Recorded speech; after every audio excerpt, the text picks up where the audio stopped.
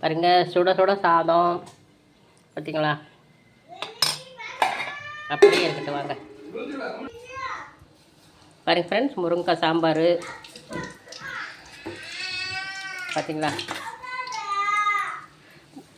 பாருங்கள், முருங்கைக்காய் போடாமல் இருந்தால் முருங்கைக்காய் சாம்பார்னு சொல்கிறேன், முருங்கைக்காய் இல்லைன்னு கேட்பீங்க கண்டிப்பாக. அப்புறம் பாருங்கள் ஃப்ரெண்ட்ஸ், பருப்பு ரசம், சூப்பரான பருப்பு ரசம்.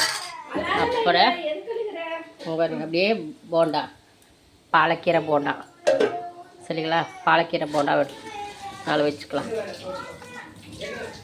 அப்புறம் சிக்கிட்டி கீரை பொரியல் பாருங்கள் ஃப்ரெண்ட்ஸ்.